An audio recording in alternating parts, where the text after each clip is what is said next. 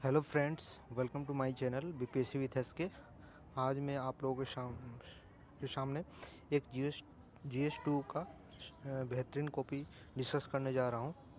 मेरे अनुसार से ये 150 प्लस रेंज वाली कॉपी लग रही है। चलिए शुरू करते हैं। अनुच्छेद भारत की संविधान की हृदय और आत्मा व्याख्या कीजिए। डॉक्टर भीमराव कोट से इन्होंने स्टार्ट करा था कि उन्होंने संविधान को हृदय अनुच्छेद 32 को संविधान का हृदय और आत्मा कहा था। जिस प्रकार से मनुष्य जीवन के लिए हृदय जरूरी है, उसी प्रकार संविधान के लिए आर्टिकल 32 जरूरी है। क्यों है? संवैधानिक उपचार है, व्यक्ति की स्वतंत्रता पर सुप्रीम कोर्ट का संरक्षण, व्यक्ति की मौलिक अधिकार सुरक्षित रखता है। आर्टिकल 32 के तहत कोई भी पीआईएल के माध्यम से सुप्रीम कोर्ट जा सकता है। केस स्टडी भी इन्होंने लिखा है। आर्टिकल 32 सुप्रीम कोर्ट में जीवन जीने की स्वतंत्रता को सुनिश्चित करने के लिए प्रतिबद्ध है। केस स्टडी भी लिखा है। हुसैन तारा केस, बंधुआ मजदूर के संबंध में जेल में बंद कैदियों के लिए, एलजीबीटी के लिए, ट्रांसजेंडर के लिए जो केस स्टडी था। प्रशांत भूषण के द्वारा कई ऐसे मामले जो मौलिक अधिकार से संबंधित है, जिसे व्यक्ति की सुरक्षा हनन हो रही थी। आजमगढ़ बलात्कार, सिवान साहिबुद्दीन के जेल से रिहा होने के खिलाफ प्रतिकार के लिए। मनुष्य की व्यक्तिगत स्वतंत्रता संविधान में दिया गया। अगर कोई हस्तक्षेप करता है तो न्यायालय उसका संरक्षण करती है। संविधान की गतिशीलता और जनता का प्रतीक है। तो काफ़ी बेहतरीन आंसर लगा इनका ये। चलिए नेक्स्ट देखते हैं। राजनीतिक अपराधीकरण, अपराधियों का राजनीतिकरण। राजनीतिक अपराधीकरण 2022 में संसदीय समीक्षा समिति रिपोर्ट के अनुसार राजनीति में अपराधीकरण का स्वतंत्र लोकतंत्र के लिए घातक है। इससे राजनीति में आने वाली प्रक्रियाओं की समस्या उत्पन्न होती है और अपराधी का राजनीतिकरण से स्वरूप लोकतंत्र के भय उत्पन्न होता है। एडीआर की रिपोर्ट के अनुसार इन्होंने डाटा दिया 43% स्वयं जीतते हैं और दूसरे को जीतने के लिए करते हैं। राजनीतिक अपराधीकरण के कारण रोकने के लिए कई कानून बनाए गए हैं। आरपी एक्ट का जिक्र किया, बोहरा समिति रिपोर्ट से इन्होंने कंक्लूड करा है, आप देख सकते हैं।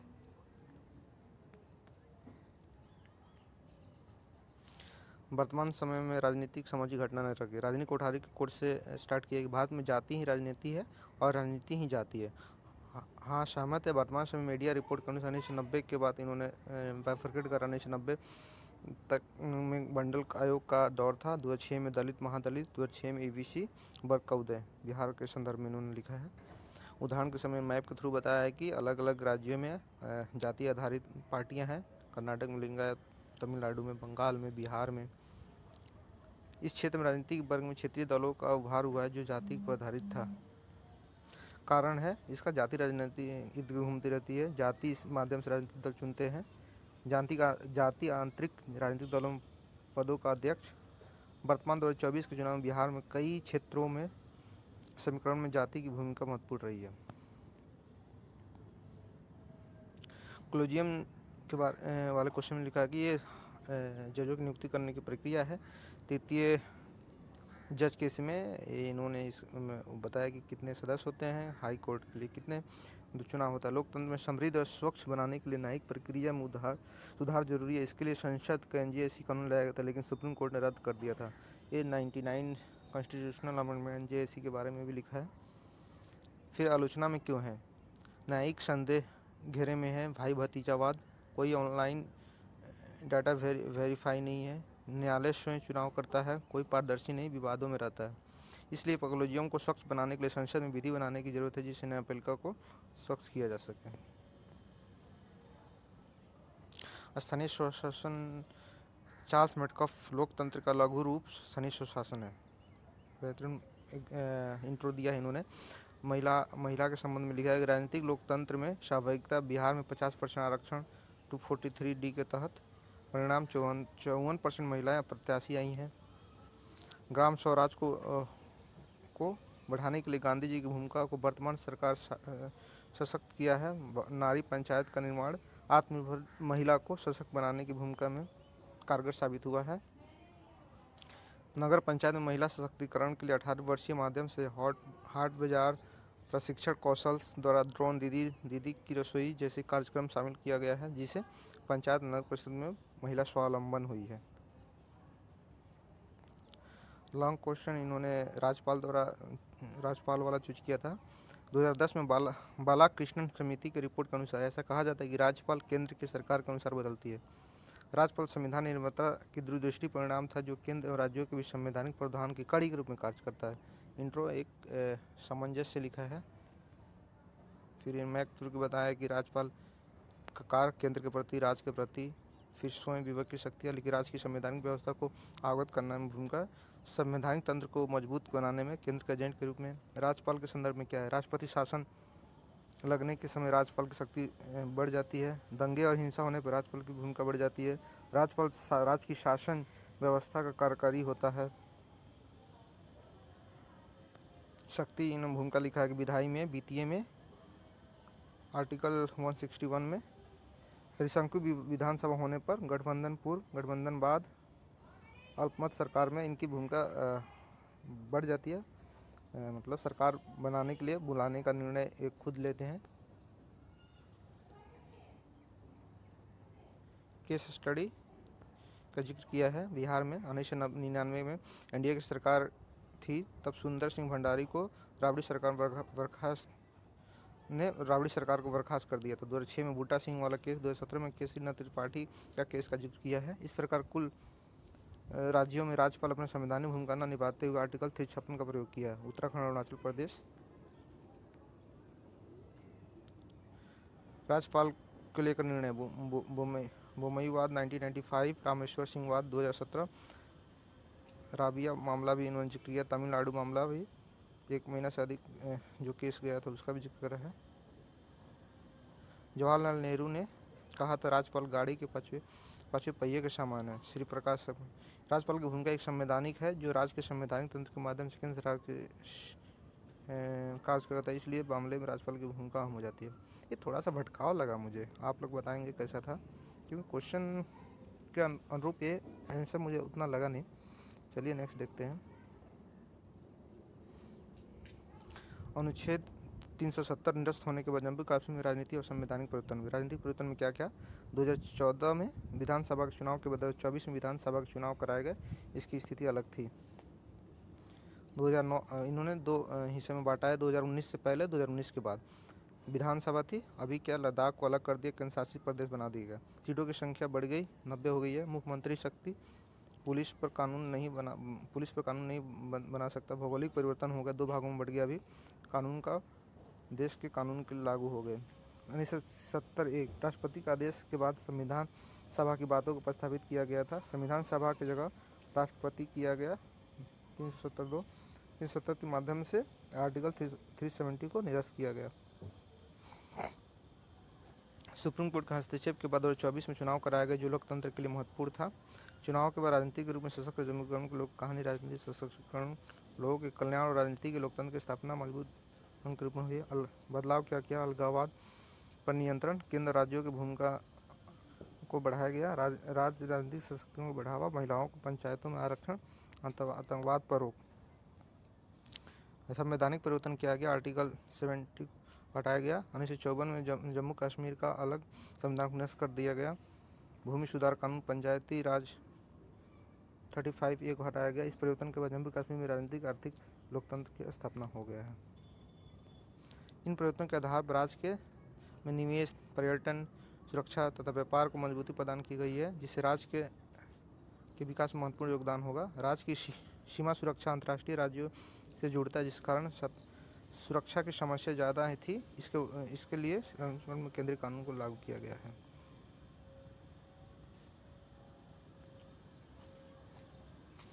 ज्योग्राफी पार्ट को देखते हैं। भारत में शीतकालीन वर्षा उत्तर पूर्व मानसून से होती है और लौटती मानसून से इन्होंने जिक्र करा है।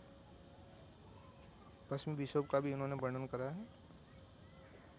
जब पश्चिमी विक्षोभ के कारण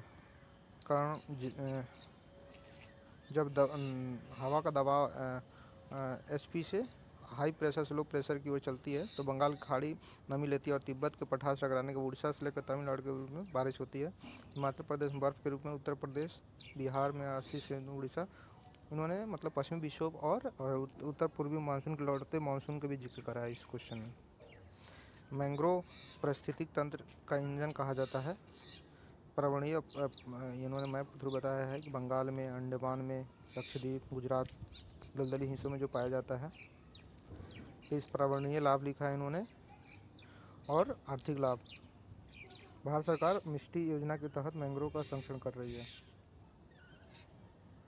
भारत में मिलेट्स का भारत में मोटे अनाज के लिए महत्वपूर्ण उत्पादन वाला माना जाता है। इसके लिए जहाँ पानी की ज़रूरत कम होती है, पर्यावरण और पोषक महत्वपूर्ण होते हैं, इसलिए भारत में फूड और बास्केट में शामिल किया जाता है।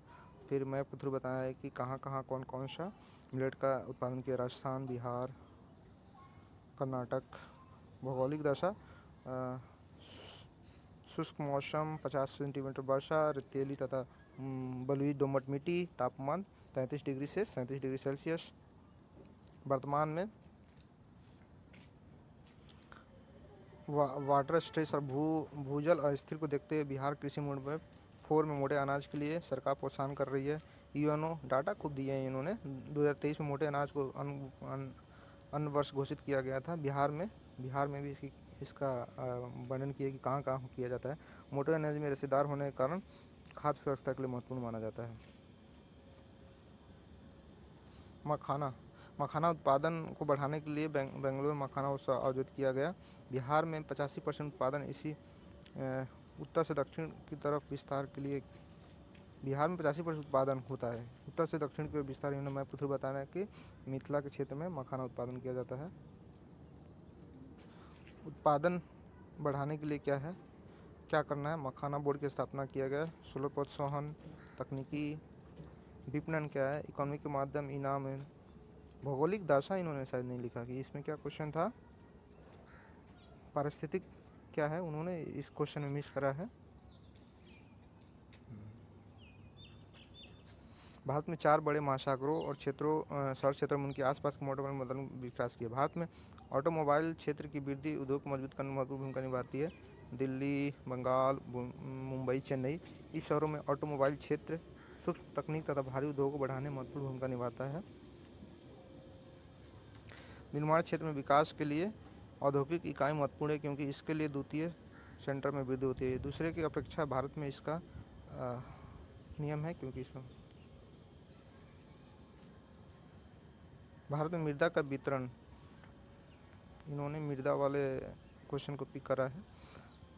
भारत में मृदा का वितरण आईसीआर के भौगोलिक विभाजन तथा इसके क्षेत्र के प्रभाव के अनुसार बांटा गया। 8 मिट्टी प्रभाग में जलोढ़ जो मिट्टी महत्वपूर्ण है। भारत में सबसे बड़ी मात्रा में जलोढ़ 43% में पाया जाता है। फिर उन्होंने अंतर बनाया जलोढ़ मिट्टी और प्रोड मिट्टी में। ये नई जलोढ़ मिट्टी होती है, पुरानी जलोढ़ के रूप में होती है। इसमें कंकड़ रूपी होती है, ये बाढ़ से बनती है। निर्माण प्रक्रिया इन्होंने लिखा, मृदा एक जीवित। फिर निर्माण प्रक्रिया लिखा इन्होंने। फिर इन्होंने अलग अलग जनक, अध्यक्ष, तापमान, जैविक क्रिया ऐसे करके वर्णन किया है। फिर मध्य भारत में इसकी उपस्थिति बनाया है। जल मृदा का क्षेत्र, गंगा का मैदान, ब्रह्मपुत्र का मैदान, पंजाब का मैदान, इन सभी कारणों से जलोढ़ मृदा के क्षेत्र में कृषि उत्पादन ज़्यादा होता है। इन्होंने फसलों का जिक्र किया, क्या क्या किसमें कौन सा उत्पादन होता है। भारत में जलोढ़ मृदा के वितरण कई क्षेत्र हैं जहाँ मृदा होती है। इसके महत्वपूर्ण भाग है तो जिस कृषि और सहायक उद्योगों के रूप में किया जाता है। बिहार के विशेष क्षेत्र में जलोढ़ मृदा का क्षेत्र उत्तरी बिहार तथा जहाँ बाढ़ के उत्पन्न क्षेत्रों में इसका उपयोग किया जाता है। बिहार के क्षेत्र में बताया कि जलोढ़ मृदा, प्रोड मृदा कहाँ पाया जाता है। उत्तरी बिहार में जलोढ़ मृदा का क्षेत्र, उत्तरी भाग में जलोढ़ मृदा के क्षेत्र में बिहार के महत्वपूर्ण भागों में इसका प्रयोग किया जाता है। इन्होंने ऐसे करके लिखा है। इस क्षेत्र में भारत में मृदा का पैटर्न वर्षा आधारित होता है और इसका प्रभाव कृषि उत्पादन और कृषि पैटर्न पर भी पड़ता है। थोड़ा जल्दी जा रहा हूँ दोस्तों। एक आइडिया आपको लग रहा होगा कि कैसे एक अच्छे आंसर को लिखा जा सकता है और कहाँ कहाँ गलती हो रही है, इनसे ये भी सीखने को मिलता है। पलायन वाले क्वेश्चन को अटेम्प्ट करा है। पलायन सामाजिक संरचना की मौन हड़ताल के रूप में जानी जाती है, जहाँ व्यक्ति सिर्फ क्षेत्र पलायन नहीं करता बल्कि वहाँ की संस्कृति तथा सामाजिक व्यवस्था का पलायन करता है। पलायन के कारक के चर्चा इन्होंने नेक्स्ट पेज में किया है। कारण क्या क्या, कानूनी व्यवस्था, आपदा, जनसंख्या, गरीबी, बेरोजगारी, कृषि रोजगार की समस्या। 1990 के बाद पहले के समय और 1900 बाद के बारे में उन्होंने बताया पलायन का कारण।